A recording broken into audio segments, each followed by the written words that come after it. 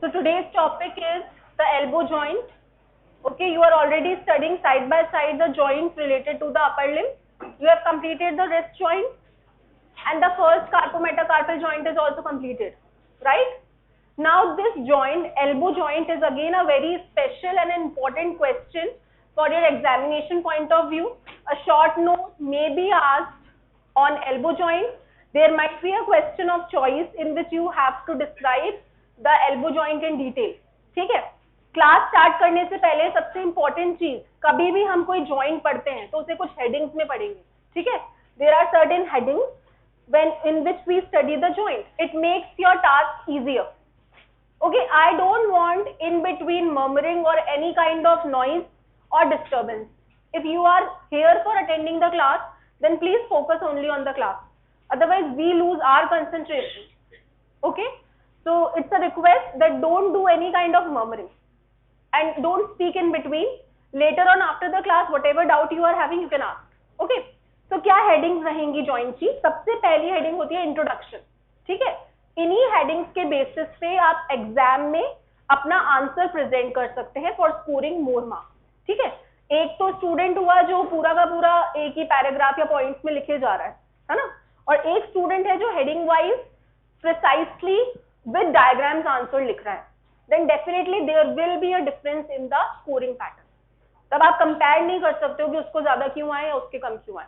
तो इसीलिए मैं आपको ये चीज बता रही हूँ, not only in your upper limb, in any joint of the body please follow the same step. ठीक है? First heading is introduction, then second heading is the components of the joint.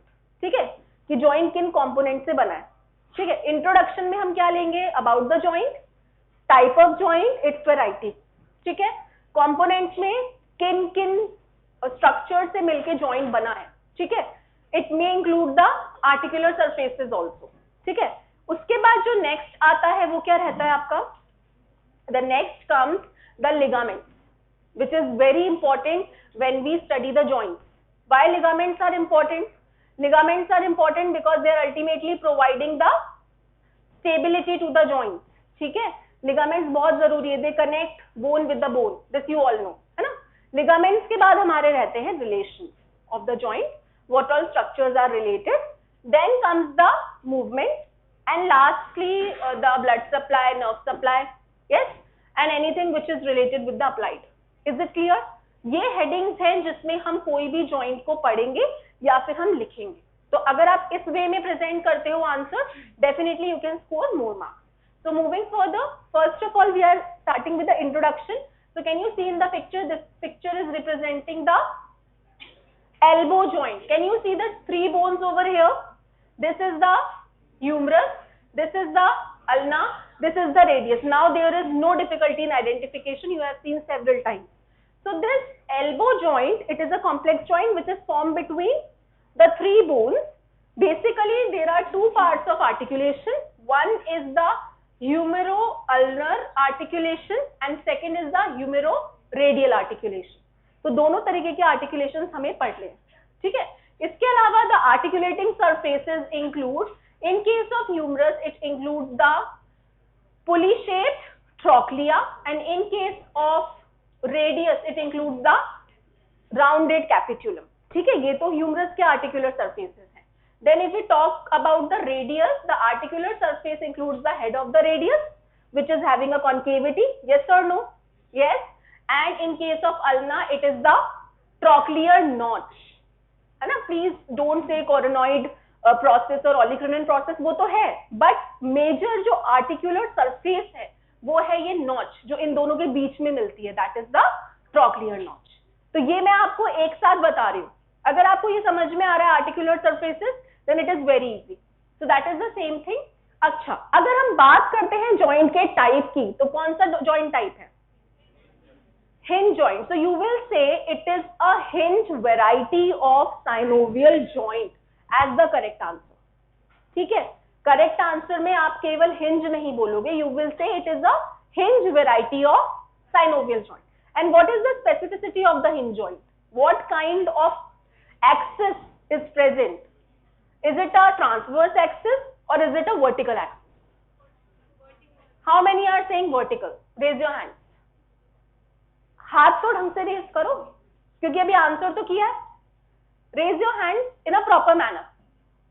Okay, 1 2 3. Okay, how many are saying transverse axis? Raise your hand. और बाकी के students एकदम चुप. हाँ, उन्हें कुछ नहीं आता. हाँ, very bad. You have already studied the joints in general anatomy, yes or no?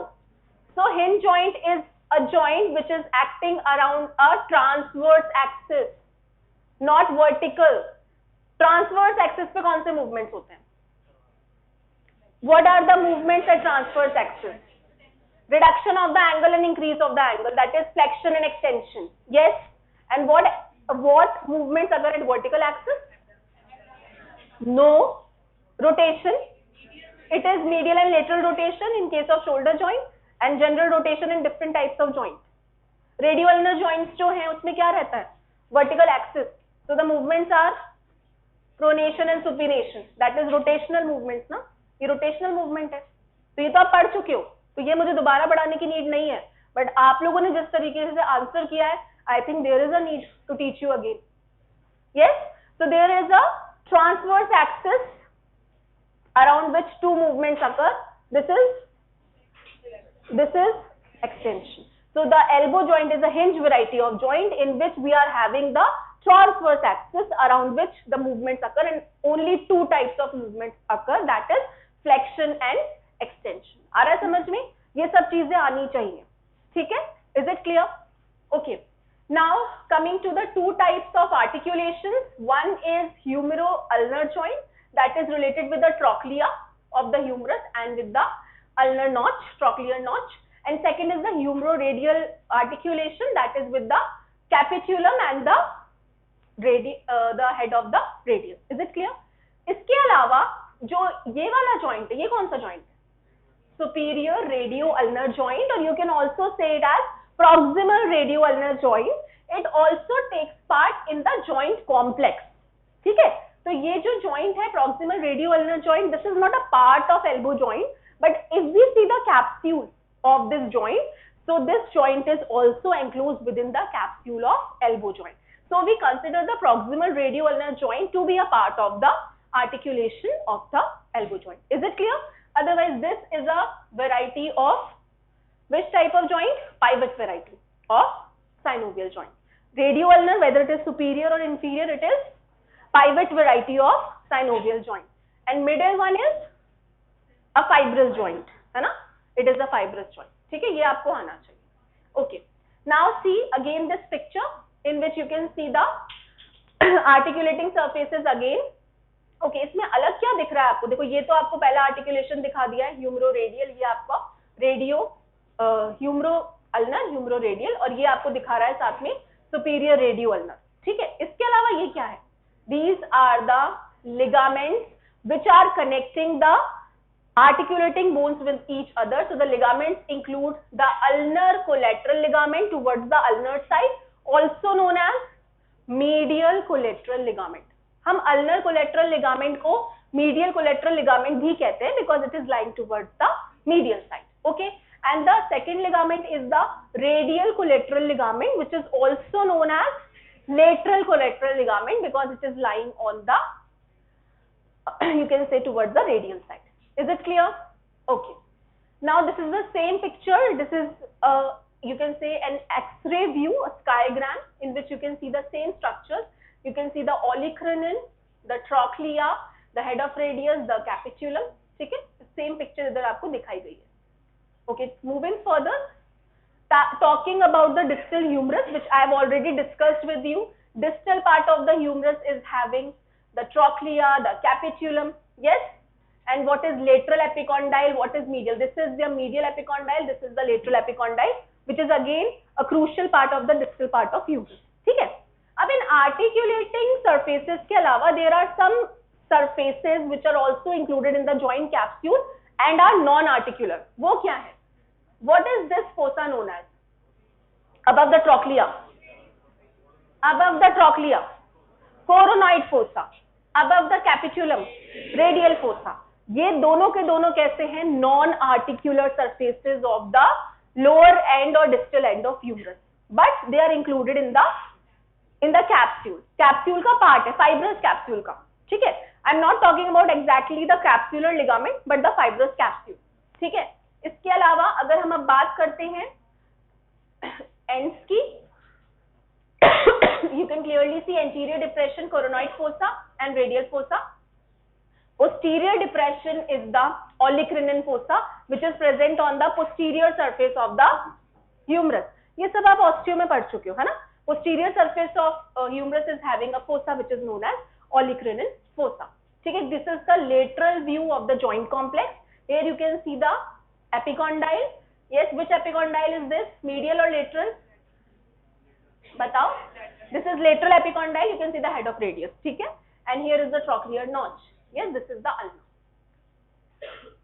Next is humero-ulnar articulation, which we have already discussed. In this, there will be a trochlea and the trochlear notch, which is getting articulated, and the olecranon process will get articulated into the olecranon fossa at the posterior aspect of the humerus. ठीक है भैया. एक important point है जो आपको पता होना चाहिए. Plane of the joint is 2 centimeters distal to intercondylar line, which slopes downwards and medially.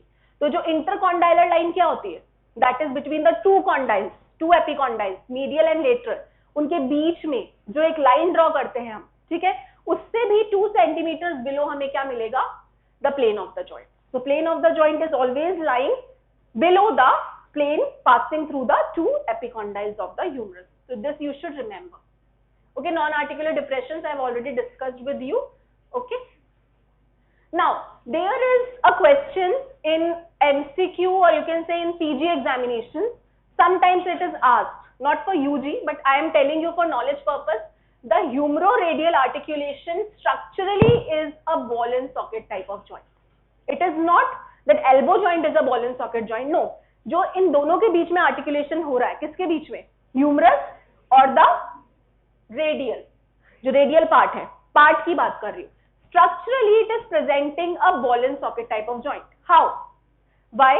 Because the humerus is having towards the radius side the capitulum, which is just like a ball, and the head of the radius is having a concavity, which is just like a socket. So they are structurally representing a ball and socket type of variety, but they are actually not ball and socket type of joint, because वहाँ पे कैसे movements होते हैं? In different axes, है ना? Multi-axial joints है, जो possible नहीं है. So कई बार ये question पूछा गया है during PG entrance examination and during any kind of question which is of good level, good standard, that structurally the radio-humeral part or the humeroradial part of elbow joint is presenting which type of joint? The answer is ball and socket. Only structurally. Okay? तो वो मैंने आपको उसमें add किया. Now see the ligament. One of the ligament which is present near to the head of the radius, yes, and is connecting it with the ulna also, is known as annular ligament. ये आप सुन चुके हो. What is the meaning of annular? Circular, ring-like. Okay, so this is the annular ligament which is present. It binds the head of the radius to the radial notch of the ulna, forming the proximal radio-ulnar joint. That is the superior radio-ulnar joint. This is a pivot joint which is allowing the movements of pronation and supination. तो ये आपको आना चाहिए, है ना? Elbow के time पे भी आपको थोड़ा सा idea होना चाहिए of the superior radio-ulnar joint. Clear? Coming to the next. So we have completed the introduction. We have completed the articular surfaces or the components of the elbow joint. Everybody is clear with this? Any doubt? Okay. Moving further, we are coming to the next important point, that is the ligaments, which is providing the maximum stability to the joint complex. So the ligaments include the capsular ligament, which is always present in synovial joints.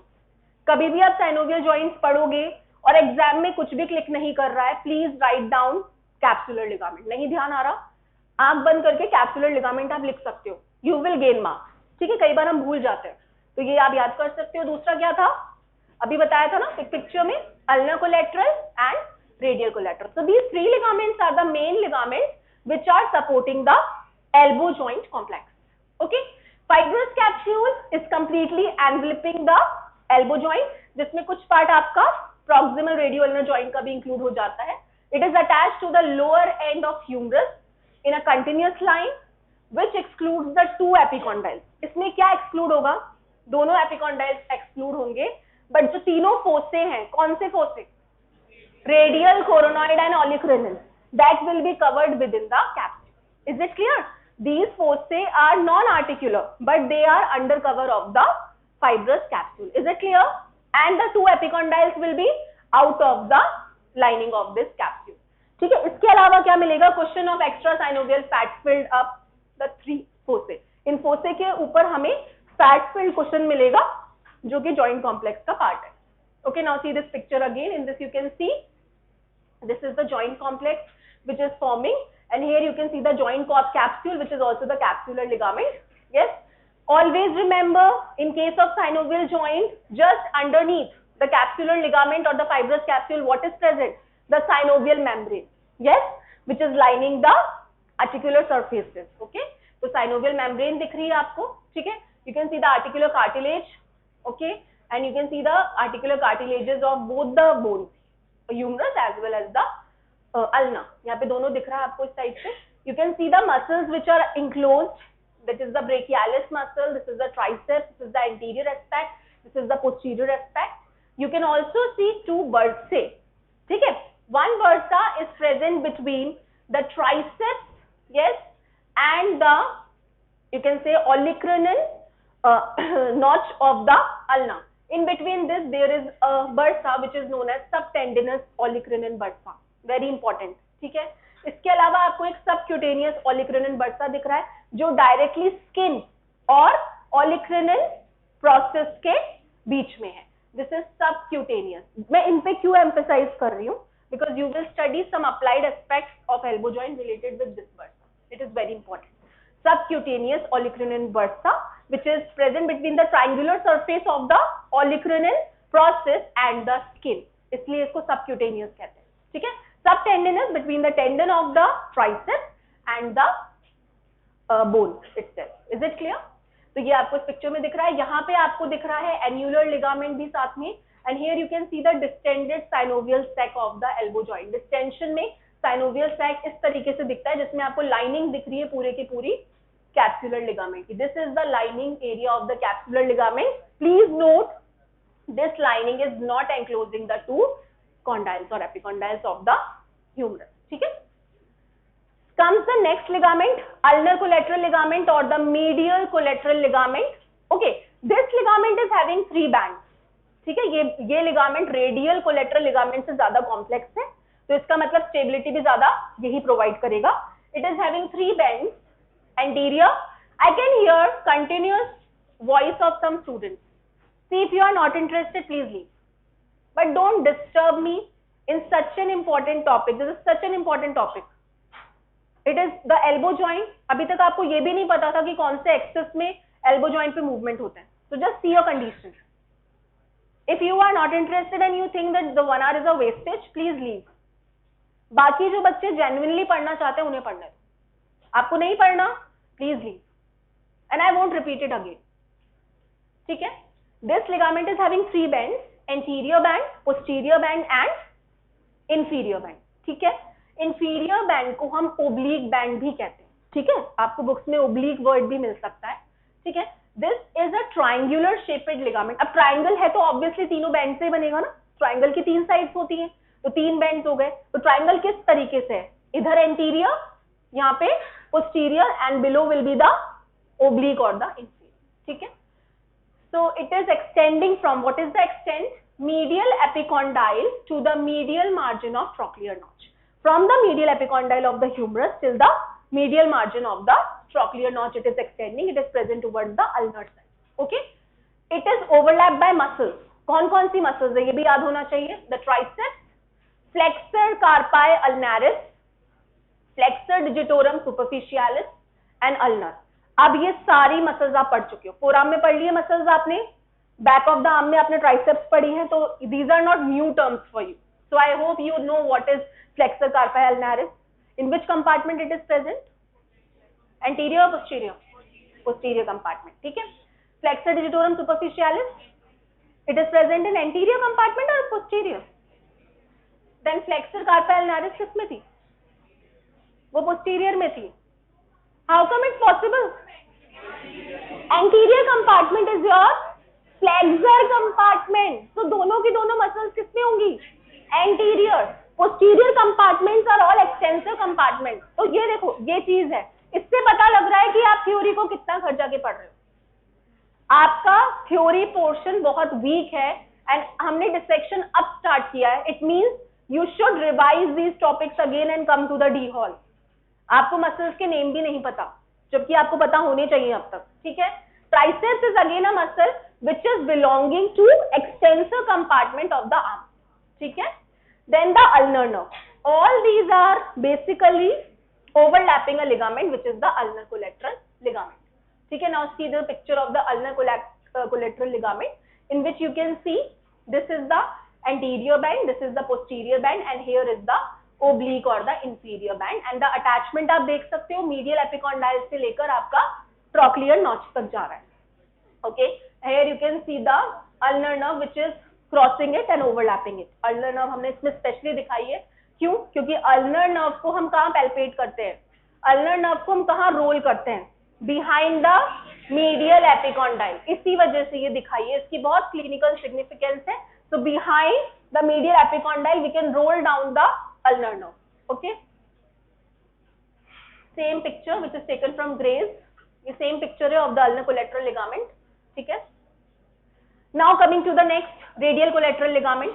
If we talk about the radial collateral ligament, it is again triangular in shape. दोनों triangular shape के हैं, but इसका extend कहाँ से है अब? From the lateral epicondyle to the annular ligament. Okay, which is basically ultimately present near the radial notch. ठीक है. Radial notch of ulna, है ना? तो annular ligament से lateral epicondyle तक क्या extend करेगा? Radial collateral ligament. And it is related to two muscles. One muscle is again of the extensor compartment, that is supinator. Is it a muscle of extensor compartment or flexor compartment? Supinator. Extensor compartment. Yes or no? And ECRB is extensor carpi radialis brevis, which is again a muscle of extensor compartment. Is it clear? ये दोनों muscles जो हैं ये इससे related हैं, इससे overlap करती हैं. ठीक है. तो ये क्वेश्चंस भी आपको पता होने चाहिए. जब हम रिलेशंस पढ़ेंगे तो वापस से सेम चीज आएगी, है ना. ठीक है. So this is the picture showing the radial collateral ligament. See the extent from the lateral epicondyle of the humerus till the annular ligament, which is covering the entire head and neck of the radius. ठीक है. Again the picture taken from Gray's Anatomy. You can clearly see the annular ligament, how it is extending, है ना. And this is the joint capsule. It is again the same joint. ये blue color की lining देख सकते हो आप. This is the synovial membrane which is lining the entire elbow joint. है ना, blue color से shade किया हुआ है. Now the next relations of the elbow joint. Coming to the relations, we will understand it by a TS taken at the level of the elbow joint. इस picture से सारे relations आपको clear हो जाएंगे कि किस तरीके से हमने relations बताए हैं. सबसे पहले हम relations को divide कर रहे हैं into 4 important characteristic headings. First is the anterior relations. आगे की तरफ क्या है? For example, this is elbow joint. What is anterior to the elbow joint? What is posterior to the elbow joint? What is medial and what is lateral? So अगर आप इस picture को देखते हो एक बार ध्यान से, तो anteriorly आप देख सकते हो क्या क्या रिलेशन में. एक बहुत इंपॉर्टेंट मसल रिलेशन में आएगी जो कि आपकी किस कंपार्टमेंट की है? फ्रंट ऑफ द आर्म, और you can say flexor compartment of the arm. This is brachialis. So brachialis is related anteriorly to the elbow joint. Other structures, tendon of biceps, not entire biceps. क्योंकि यहाँ पे आ गए हम. यहाँ पे आपने देखा होगा brachialis जो है उसका कहाँ insertion होता है? What is the insertion site of brachialis muscle? Brachialis, not biceps. बताओ. बाइसेप्स का तो पता होगा, है ना. ब्रेकियालिस कहाँ होती है? अल्ना पे होती है. बताओ. Brachialis is attached on the ulna, right? So it means it is crossing the joint complex. Yes or no? That's why it is coming anteriorly. तो अगर आपको origin insertion याद होगा तो आप ये easily relate कर सकते हो. तो relations का मतलब क्या है? Neighbor में कौन बैठा है? ठीक है. For example, if you are sitting in the middle, for example if you are sitting in the middle, आपके आगे कौन बैठा है, आपके पीछे कौन है, आपके लेटरल कौन है, आपके मीडियल कौन है, दीज आर द रिलेशन. तो same is with the joint also. तो इसके आगे क्या मिली हमें, एक मसल मिली है दैट इज ब्रेकियालिस. एक टेंडन मिला है किसका, क्योंकि यहाँ पे क्या है आपके अल्टीमेटली क्यूबाइटल फोसा है.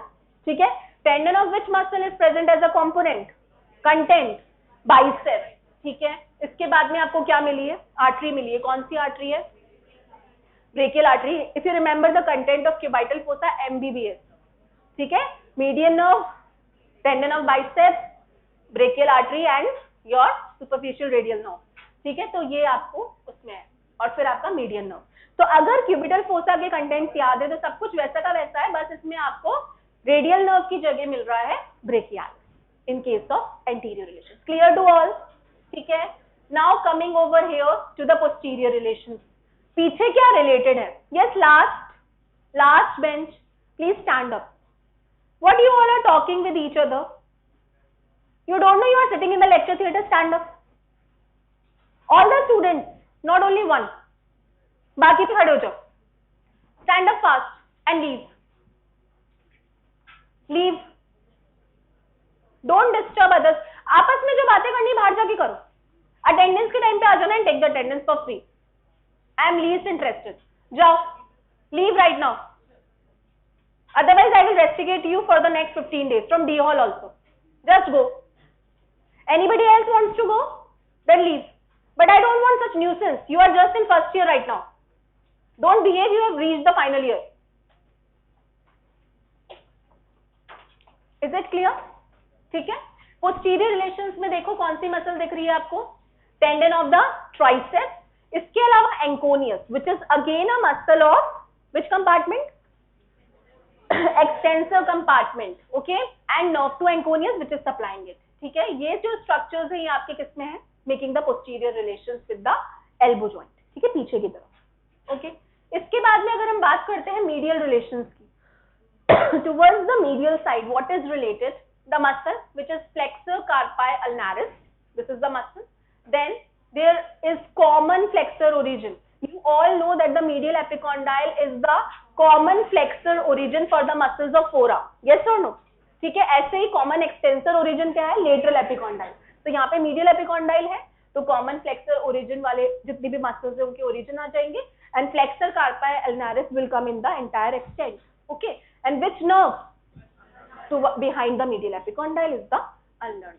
ठीक है, तो ये मीडियल रिलेशंस बन गए. समझ में आ रहे हैं कैसे रिलेशंस हम याद भी कर सकते हैं. तो अभी सेम टाइम पे आप ये याद भी कर सकते हो. ठीक है, अगर आपको ये समझ में आ रहा है. अब आ जाओ लेटरल रिलेशंस पे. लेटरल रिलेशंस में ऑब्वियसली आपका कॉमन एक्सटेंसर ओरिजिन है ना, तो कॉमन एक्सटेंसर ओरिजिन आ गया. इसके बाद में आ गई muscle extensor carpi radialis brevis. This muscle is coming in the extent of the elbow joint. ठीक है, these are ultimately forming the lateral relations. Clear to all, बस इतना ही है. रिलेशंस जो हैं आपके इस डायग्राम से बेटर आपको समझ में नहीं आ सकते. एग्जाम में भी अगर आप ये डायग्राम ड्रॉ करके इंडिविजुअल रिलेशंस के टेबल बना लेते हो कि एंटीरियर, पोस्टीरियर, मीडियल, लेटरल और नाम लिख देते हो, you will score full marks in this part. ठीक है, तो वही चीजें यहाँ पे मेंशन है, theoretically in front, behind, medially, lateral. ठीक है, again this is a picture which is showing the anterior relations in which you can see the brachialis, the tendon of the biceps, then you can see the which artery, brachial artery, you can see over here the median nerve. Okay, now coming to the next movement. Relations तक हो गया, movements से आ जाते हैं. If we talk about the movements, there are only two types of movements around the hinge variety of joint, that is flexion and extension, which I already told you in the beginning of this class. So flexion is an action in which the angle is decreasing, and in extension it is increasing. So here you can see the flexion, movement of forearm to shoulder by bending 3 bow to decrease its angle. If we talk about the extension, दोनों आप देख सकते हो, ये flexion हो रहा है, ये extension हो रहा है. It is movement away from the shoulder by straightening the elbow to increase the angle. तो ये दोनों actions होते हैं. अब आपको क्या पता होना चाहिए, muscles which are producing this. तो ये तो मैं आपसे पूछूंगी because we have already studied arm and forearm. So who will tell me the muscles producing flexion of the elbow? Raise your hand and speak. It's okay. अगर गलत भी होगा तो कोई बात नहीं. एटलीस्ट ट्राई कर सकते हो, बताओ. Yes, very good, good. Biceps brachii is very important muscle which is responsible for the flexion of the elbow joint, है ना. इसके अलावा brachialis, very good. Second important, first important is biceps, second is brachialis, and what else. वो उतना important, it is not a strong flexor, है ना, it is a weak flexor. हम ऐसी मसल चाह रहे हैं जो कि करवाए, फ्लेक्शन करवाए. Have you heard about brachioradialis? Now you can ask a question, it is a muscle of extensor compartment, है ना, but if you keep your forearm in mid prone position, then now ये कौन करवाएगा? Brachioradialis. सो elbow joint तो यहाँ भी work कर रहा है ना. तो अगर हम नॉर्मल पोजीशन की बात करते हैं, है ना, तो इसमें तो आ गई आपकी बाइसेप्स और ब्रेकियालिस. पर अगर हम मिड प्रोन पोजीशन की बात करते हैं, लाइक जैसे आपने अपना एप्रन उठाया और यहाँ पे कंधे पे रखा और चल दिए, तो that is mid prone position. ठीक है, and in this the action is being completed by the brachioradialis. तो ये तीन इंपॉर्टेंट है. इसके अलावा जो वीक है मसल्स वो भी साथ में एक्ट करती है, बट हमें इनके नाम तो लिखने ही है. Is it clear? Coming to the extension. Extension कौन करवाएगा? Triceps. Triceps is responsible for the extension. Main muscle triceps ही है. इसके अलावा एंकोनियस, थोड़ा बहुत एंकोनियस भी असिस्ट करती है. ठीक है, चल ये मूवमेंट दिखाए हैं, प्रोनेशन सुपिनेशन, जो कि हमें नहीं पढ़ने because this is related with the radio ulnar joint. Since proximal radio ulnar joint is studied along with the elbow joint, that's why these movements are shown. You can clearly see the pronation. Everybody knows now pronation and supination. So in case of pronation what happens? Internal rotatory movement of radius, internal होगा, internal side पे on ulna, that results in hand moving from palm up to palm down position. तो internal movement कैसे होगा? Radius का ऐसे, ये internal हो गया ना, दिस इज एक्सटर्नल. तो इंटरनल मूवमेंट में क्या हो रहा है? प्रोनेशन. एक्सटर्नल मूवमेंट में क्या हो रहा है? सुपिनेशन. सीधा मसल्स, एल्बो फ्लेक्सर्स, सबसे important biceps, brachii, brachialis, brachioradialis. Weak assistance from pronator teres is also there, है ना, ये आपको पता है. वीक असिस्टेंस देता है प्रोनेटर टीरीज. एल्बो एक्सटेंसर में मेन कौन है? ट्राइसेप्स, और मैंने बताया था एंकोनियस विल असिस्ट. रेडियो अल्नर प्रोनेटर्स में कौन कौन आता है? Pronator teres, yes, pronator quadratus and brachioradialis obviously in the radio ulnar pronation. and radio ulnar supination में कौन कौन आता है? biceps, supinator and brachioradialis. So can you say brachioradialis is a very very important muscle which is almost performing all the actions. तो कई बार MCQ में पूछा जाता है which is the key muscle of the upper limb. कई बार पूछा गया है which is the key muscle of the upper limb producing maximum type of movement. The answer is brachioradialis. तो ये MCQ questions है जो आपको आने चाहिए, पता होने चाहिए. Not in UG but definitely PG level. ठीक है. Now the layers, ये सब हमें नहीं पढ़ना है, just leave it. Coming to the last topic related with the gross anatomy of the joint is the nerve supply and the blood supply. If we talk about the nerve supply, all the elbow joint and muscles related with it is innervated from the brachial plexus, including the median nerve, the musculocutaneous nerve, ulnar nerve and radial nerve. मतलब ये चारों important nerves जो brachial plexus की अलग अलग cord से आ रही है. Musculocutaneous coming from which cord? Median, lateral and medial दोनों से. ठीक है. Ulnar, medial cord and radial, posterior cord. तो ये चारों के चारों जो हैं पूरे के पूरे अल्नर पूरे के पूरे एल्बो जॉइंट को सप्लाई करती है, इनोवेट करती है. ठीक है. टेंडन्स की बात करें तो एक तो biceps tendon is present anteriorly, it allows elbow to flex with force. Triceps tendon which is present posteriorly, it allows elbow to extend with force. तो main flexor is biceps, main extensor is triceps. ठीक है. Coming to the capsule, जो हम already भी पढ़ चुके हैं fibrous capsule में या कैप्सूलर लिगामेंट में, उसका एक और पिक्चर है जिसमें आपको उसकी बाउंड्रीज दिखेंगी कि क्या क्या कवर कर रखा है. तो आप यहाँ देख सकते हो, this is the alignment, it is covering the non articular surfaces but it is not covering the two epicondyles. Here also ये पोस्टीरियर या इंटीरियर व्यू है, ये पोस्टीरियर व्यू है. यहाँ पे देखो ऑलिक्रिनल फोसा को कवर किया है. और ये ओवरऑल व्यू है in which you can see how it is enclosing the entire joint capsule. You can clearly see the processes are not covered but the notch is covered. है ना, processes है ना, olecranon process, coronoid process, वो cover नहीं है, but जो notches हैं वो covered है, जो articulating surfaces हैं वो पूरे के पूरे इसके covered में. And annular ligament is also coming in close proximity with this particular capsule. ठीक है. Now coming to the arterial supply. If we talk about the arterial supply around the elbow joint, it is coming from branches of which all arteries?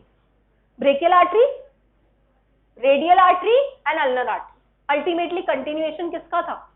Brachial. Brachial is a continuation of axillary.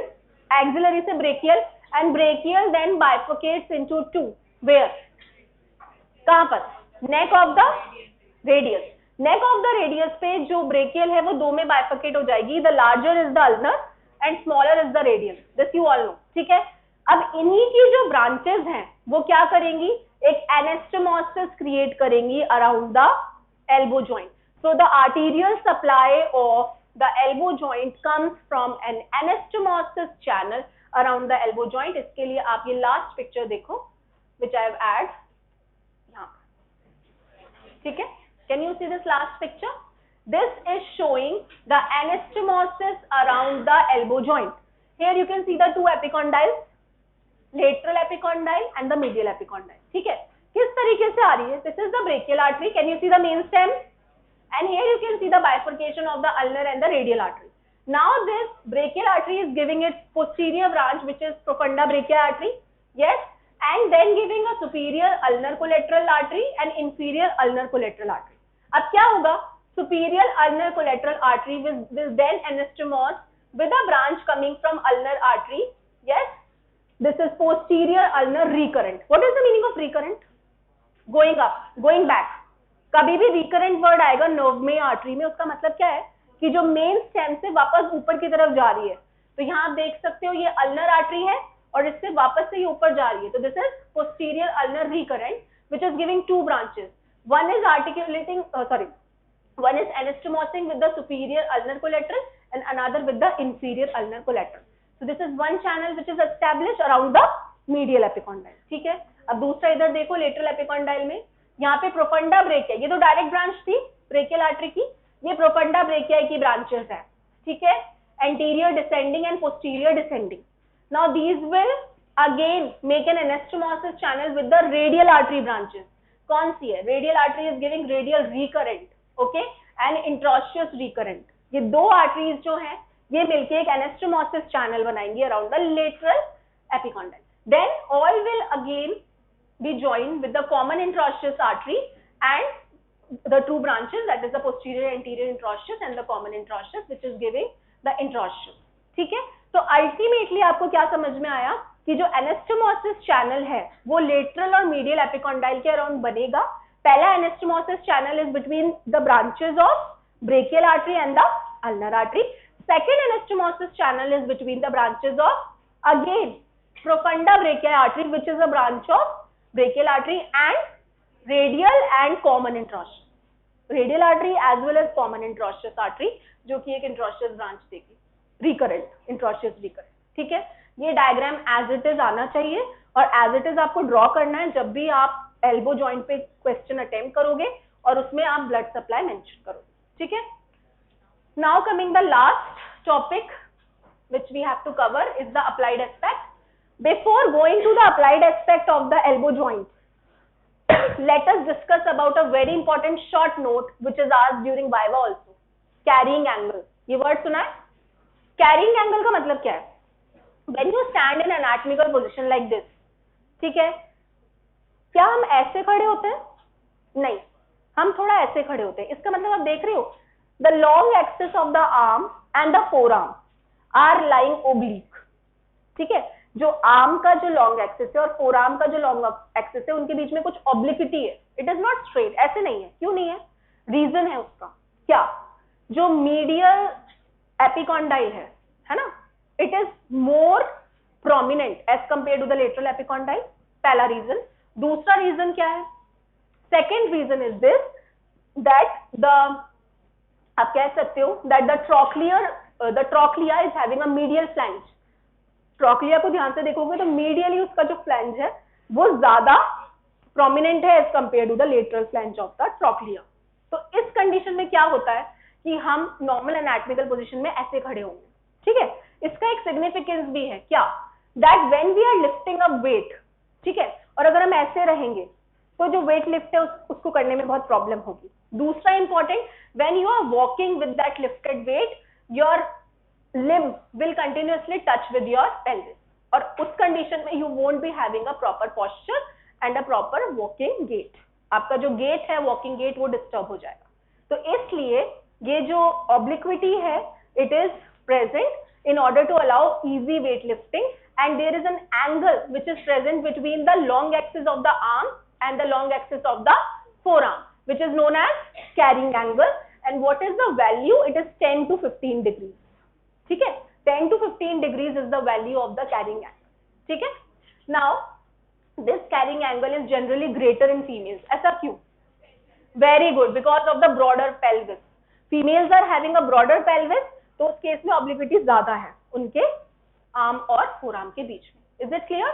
So your forearm is laterally deviated as compared to your arm. Is it clear? That is known as carrying angle. So see this picture. Can you see how the female is carrying 2 buckets of water, and can you see this is the long axis of the arm and this is the forearm. Here is the presence of, जिसको हम extend कर लेते हैं आगे, तो यहाँ पे एक axis बन गया है और एक angle बन रहा है which is known as carrying angle, and the value is 10 to 15 degrees. ठीक है, is it clear? ठीक है, lateral outward deviation of extended and supinated forearm, है ना. इस ऐसी कंडीशन में नहीं. अच्छा, अगर आप बोलो प्रोनेटेड कंडीशन में, प्रोनेटेड कंडीशन में वर्टिकल ही है. If I talk about the mid prone condition और फ्लेक्शन आल्सो, या फ्लेक्स कंडीशन में भी क्या रहेगा, vertical, not oblique. Only in supinated condition it is oblique and laterally deviated. Now there is clinical associations with this. Carrying angle is also known as cubitus valgus. जो carrying angle है ना उसे क्या बोलते हैं, क्यूबिटस वैल्गस. ठीक है, जो कि जनरल है आपका 10 to 15 डिग्री जो इस पिक्चर में दिख रहा है. But in case it is excessive, बहुत ज्यादा किसी पर्सन का ऐसे डेविएट होता है तो उसे बोलेंगे excessive cubitus valgus, and the value might reach 30 degree. And कई ऐसे हैं जिनका बिल्कुल ही नहीं हो रहा है, तो that is again abnormal condition, it is known as cubital varus. ठीक है, so this question can be asked in viva, what is cubitus varus and what is excessive cubitus valgus. तो वैल्यू आना चाहिए. अगर cubitus varus है तो -5 degree, आप कह सकते हो कि 5 डिग्री से भी कम है एंगल, है ना, almost less than 5 degree, then it is cubitus varus. and if it is more than 18 or 20 degrees then it will be cubitus valgus. ठीक है, ये तीनों कैरिंग एंगल्स के आपको क्लिनिकल अप्लाइड बताया मैंने. Now last topic related with the elbow joint. We should study at least 5 applied aspects. First is tennis elbow, which is also known as lateral epicondylitis. Second is golfer's elbow, which is known as medial epicondylitis. Then student's elbow, minor's elbow, which is also known as minor's elbow. Nursemaid's elbow or pulled elbow is a condition which is known as subluxation. What is the meaning of subluxation? Is it a type of dislocation? Yes, in which the bone, one of the bone of the entire joint complex leaves the bony socket. That is known as subluxation. What is dislocation? Dislocation क्या होता है, जो last है, in which the bone entirely comes out of the socket. That is dislocation. Subluxation में एक part जो है उसका वो थोड़ा सा out चला जाता है, but it do not leave the entire socket. So that is subluxation and dislocation. Now if we talk about the tennis elbow किसमें होगा? Obviously those who are playing the tennis. और इसमें क्या होगा? Lateral epicondyle जो होगा उसके अंदर क्या होगी? Tenderness and pain. It might be a reason due to strain of this particular area or strain of this area. There could be a reason of extensive stretching of the muscle fiber which is related. So it is a common problem. It is involving the muscle fibers of extensor digitorum muscles near its origin on the lateral epicondyle. It is known as lateral epicondylitis. Itis है मतलब क्या होगा? Inflammation हो जाएगा, तो वहां उस area में पेन और टेंडरनेस हमें मिलेगी. ठीक है, इसमें क्या प्रॉब्लम हो जाएगी, it is associated with gripping and lifting activities. Tennis players क्या करते हैं, ग्रिप करते हैं और लिफ्ट करते हैं लाइक दैट, है ना, तो उसमें प्रॉब्लम होगी। तो आप कभी भी टेनिस खेल के देखोगे तो you will see that maximum pressure will be towards the lateral epicondyle during the playing event. Okay, medial epicondylitis, it is also known as golfer's elbow. तो जो गोल्फ खेलते हैं उनको क्या यूज करना पड़ता है ज्यादा, मीडियल एपिकॉन्डाइल का पे स्ट्रेन या प्रेशर ज्यादा रहता है, ठीक है। इस कंडीशन में, ये कंडीशन वैसे बहुत कॉमन नहीं है, लेस कॉमन कंडीशन है, lateral epicondylitis is more common. It is associated with medial wrist flexor and pronator group near their origin on medial epicondyle, and it involves the muscles which cross elbow but act primarily on wrist and hand. तो ऐसी muscles जो elbow को cross करेंगी but act किस पे कर रही है, रिस्ट जॉइंट पे, वो इसमें इन्वॉल्व रहेंगी। कौन सी मसल्स होती हैं बताओ, ऐसी मसल्स जो कि क्रॉस करेंगी एल्बो को पर रिस्ट पे एक्ट करेंगी। चलो find this question and tell the answer in your respective batches कि कौन सी मसल है जो एक्ट करेगी। This is less common as compare to the tennis elbow, ठीक है। दोनों कंडीशंस आप देख सकते हो, this is the medial epicondylitis and this is the lateral. इस पे क्वेश्चन 100% आता है एग्जाम में या वाइवा में पूछ सकते हैं। Now comes the students elbow. Students elbow is nothing but this is being faced by you. आपने करा होगा अपने स्कूलिंग में भी, जब आप बहुत ज्यादा होमवर्क करते थे या नोट्स बनाते थे, कंटिन्यूस लिखते थे, तब क्या होता था, यहाँ पे पेन होता था, yes or no? You feel pain and inflammation on different areas. The inflammation actually shifts, fluctuates in this particular region. This is because of the inflammation of this bursa which I discussed with you. That is subcutaneous olecranin bursa. बताया था ना? It is present just near to the olecranin process, triangular area on the olecranin process and the skin. तो यहाँ पे क्या होता है, inflammation हो जाएगा बर्सा का, जिसकी वजह से क्या होगा, continuous pain in this region, this is known as bursitis also, ठीक है। तो दिस इज स्टूडेंट्स एल्बो और miner's elbow. Now last is the pulled elbow और नर्समेड्स एल्बो। ये किस में मिलता है, this generally present in small children of 1 to 3 years of age, ठीक है। अगर छोटे से बच्चे हैं 1 to 3 years of age और प्रोनेटेड कंडीशन में उनके अगर लिम्स हैं, forearm specially, and you pull the forearm in pronated condition, ऐसे आपने पुल कर लिया, तो उस कंडीशन में चांसेस क्या रहते हैं कि जो हेड ऑफ रेडियस है वो एन्युलर लिगामेंट में से निकल सकता है, सबलक्स हो सकता है। तो this condition is very painful and उसमें वापस से हमको उसको सेट करना होता है। तो this is known as which elbow, pulled elbow और नर्समेड्स एल्बो, ठीक है। तो this is again a question which could be asked. Now fractures की बात करें तो वो आप सबको पता है, आपने ऑलरेडी ह्यूमरस में पढ़ चुके हो, रेडियस अल्ना में पढ़ चुके हो फ्रैक्चर्स का, so I'm not going in detail. We will come clear directly to the dislocation which is the last point. Classification of dislocation. See the conditions. अगर posterior dislocation है तो उसमें क्या होगा, अल्ना जो है वो क्या हो जाएगी, posteriorly dislocate हो जाएगी। Anterior dislocation में anteriorly, ठीक है। लेटरल डिसलोकेशन देख सकते हो आप, this is the joint complex, यहाँ पे क्या हुआ आपका, रेडियस और अल्ना लेटरल साइड चले गए, यहाँ पे medial side, and in this divergent all the 3 bones are moving in opposite direction. So these are different type of dislocations. This is an X-ray showing the posterior elbow dislocation. Can you see how the trochlear notch of ulna is out from the or completely dislocated from the bony socket, ठीक है। ये आपका posterior elbow dislocation। ऐसा क्यों होता है, उसका reason है because you know that there is formation of an equilateral triangle by 3 points, that is the medial epicondyle, lateral epicondyle and olecranon process। अगर डिसलोकेशन होगा तो ये जो ट्राइंगुलर बैलेंस है ये डिस्टर्ब हो जाएगा और एक बोन अल्टीमेटली सॉकेट से यूं बाहर निकल जाएगी, जैसे इसमें अल्ना निकल गई, and you can clearly see जो ट्राइंगुलर बैलेंस है वो डिस्टर्ब हो गया। So that is the dislocation. This is all about your elbow joint, ठीक है, related to the applied. Any doubt?